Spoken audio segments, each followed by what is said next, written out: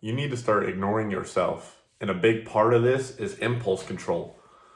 Ignoring yourself is going to get you so far, and it's another one of these aspects, like I've talked about in a lot of my previous videos, these little things that make up the big difference of changing your life, changing your mental health, your spirituality, your relationships, your financial status, your business, your wealth, whatever, right? And impulse control is a huge thing. Having control over your impulsive thoughts or actions is massive. Just think about it.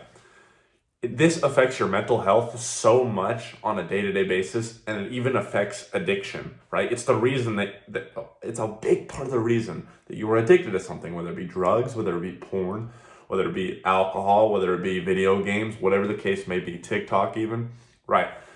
You have a lack of impulse control. You get an impulse and you act on it. You don't have the discernment, the awareness to spot it as an impulse and not act on it. You act on it instinctively, thinking that the first thing that comes up is the right thing to come up, the thing to act on.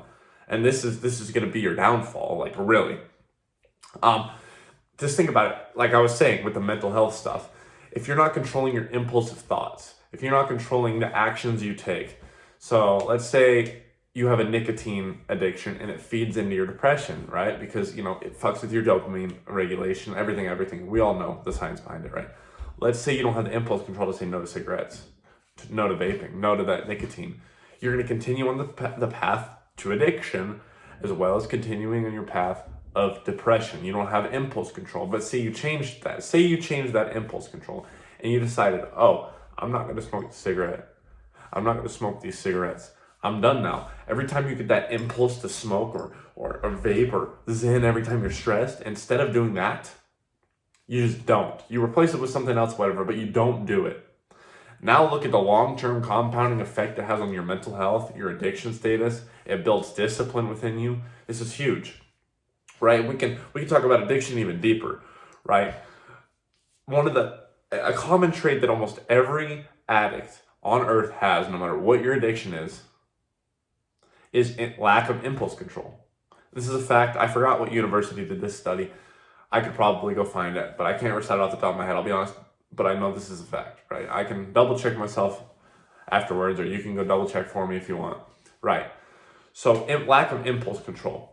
When they get a craving, they act on it because they think that craving is their body telling them they need that to survive. They mistake it for survival and not thrival, right? They mistake wanting that hit of dopamine, serotonin, whatever drug they're taking. Nicotine's a drug, alcohol's a drug. Whatever that is that they're taking, they're mistaking that as a survival. They need it, right? Because the mind tricks itself through cravings. You don't have impulse control. You're not controlling these impulses. But when you can learn to control the impulses that you're having with addiction cravings and being around certain people and craving those substances, honestly, it's going to be the root, the foundation of you solving your addiction, of you getting through your addiction. And I believe this to be true because I was a nicotine addict for 4 years, right? 4 years, heavy. And I've been clean now for 3 months, okay? Now it's not an outstandingly long time, but I'm clean now. I don't plan on going back because I've developed a sense of impulse control. I've developed this skill. It's a skill you need to develop. Every time I would get a craving, pull out my vape, hit it 5 times. I'd even develop OCD with it. I'd have to hit it 4 times, times 4 times. I'd have to hit it 16 times every time I got a craving. It's fucked my lungs up forever. It gave me pneumonia. So we obviously know that drugs are bad for you.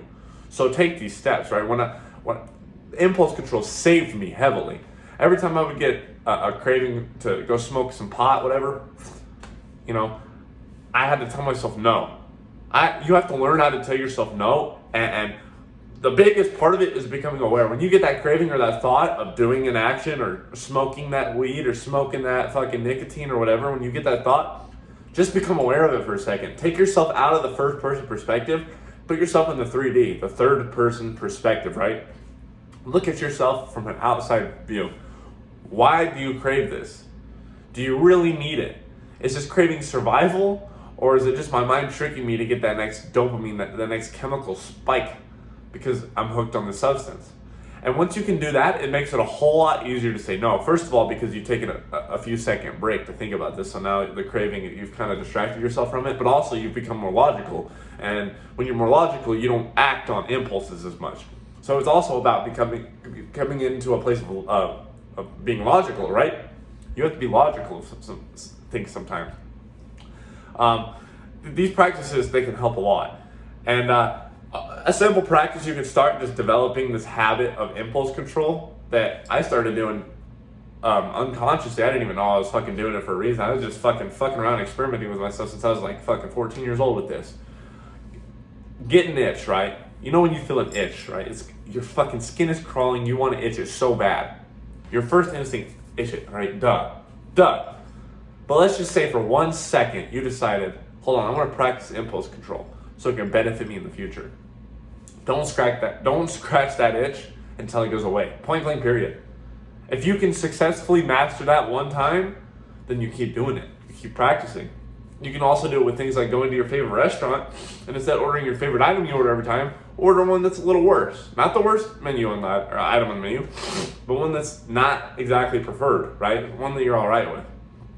That gives you a sense of control and a sense of practicing that control, right? You're practicing not going for your instinctive choices and habits and actions.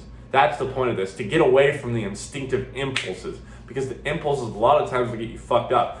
An example of this is in my previous relationships. I'm going to be open and honest with you, as the way that they both ended was through anger, me being angry and lashing out. And it's a problem I've had through playing video games, against my parents, against friends. I've lost friendships, romantic relationships, even self-hatred has developed in me because of this lack of self-control. I didn't have self-control. When I felt angry, it bubbled up so quickly. I had such a high boiling temperature that rose so quickly that it would just come out like that.